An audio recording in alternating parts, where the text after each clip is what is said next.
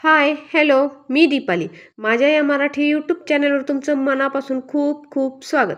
चला तर मग आज काय बनवायचं आहे आपण? आज बनवायचं आहे मस्तपैकी छान अशी कारळ्याची चटणी. अतिशय सुंदर आणि चविष्ट लागते आणि अगदी माझ्या चॅनलवर प्रत्येक पदार्थ हा अगदी घरगुती साहित्यात बनवला जातो. हे साहित्य सर्व तुम्हाला घरातच मिळून जाईल. या चटणीची खासियत आहे अशी की ही खूप छान चविष्ट लागते. आपल्याला जर गरम गरम भाकरीबरोबर ही चटणी थोडंसं लाल तिखट आणि तेल जर गरम गरम भाकरीबरोबर घेतलं तर अतिशय चविष्ट लागणारी ही चटणी. चला तर मग कशी बनवायची ती आपण पाहूया. ज्यावेळे पूर्वीच्या बायकांना आपल्याला भाजी वगैरे काही मिळायची नाही त्यावेळे या बायका, या महिला वर्ग आपल्या शेतातलं कारळं घरी आणायचं, ते खमंग भाजायचं आणि याची चटणी बनवायची आणि तेच शेतात खायला घेऊन जायचे. असा सर्वांचा नित्यक्रम असायचा.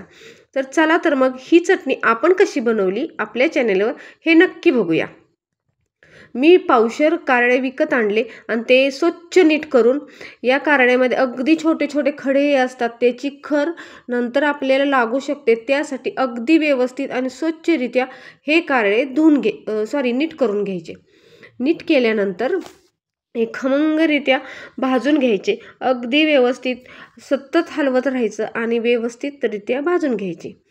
हे भाजून घेतलेले कारळे नंतर एका आपण काढून घ्यायचे आणि त्याच्यानंतर थोडंसं खोबरंही आपण याच कढईत भाजून घ्यायचं. अगदी हे कारळे आपण भाजायला लागलो की अगदी घरभर व्यवस्थित याचा वास सुटतो. त्यामुळं आपल्याला पटकन लक्षात येतं की आपले कारळे भाजलेत असे. त्याच्यानंतर आपण थोडंसं खोबरं घ्यायचं, तेही अगदी व्यवस्थितरित्या चांगलं खमंग असं भाजून घ्यायचं. खोबरं भाजून झाल्यानंतर आपण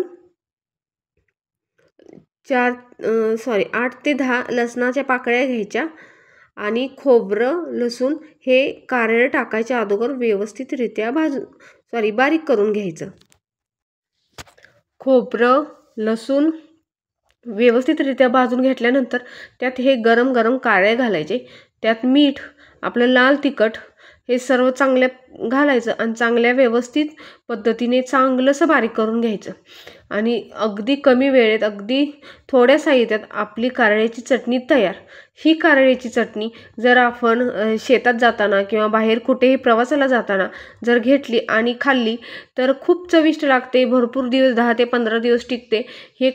याला भुर्रा येत नाही किंवा ही खराब होत नाही किंवा या चटणीचा वास खराब येत नाही. ही खूप छान आणि चविष्ट लागते. हे जर कारळे आपल्या शेतातले असतील तर अतिशय उत्तम. हे कारळे जर आपण कारळ्याची चटणी ही जर आपण खलबत्त्यात कुटून केली तर ही खूप छान आणि सुरेख लागते. कारण असं की ज्यावेळी आपण हे कारळे खलबत्त्यात कुटतो त्यावेळी त्याचं जो तेल सुटतं, जो चिकटपणा कारळ्याच्या चटणीला येतो तो खूप छान आणि म्हणजे मस्त लागतो.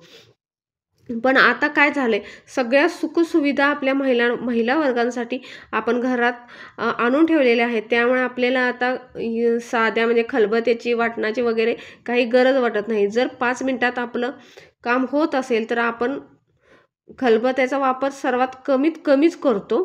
त्यामुळे त्याचा तर खलबत्त्याचा विषयच नाही. पण जर तुमच्याकडे जर खलबत्ता असेल तर तुम्ही नक्की त्याच्यावर ही चटणी तयार करून बघा. ही खूप छान आणि खलबत्त्यावरचे चविष्ट लागेल याची मी खात्री देते.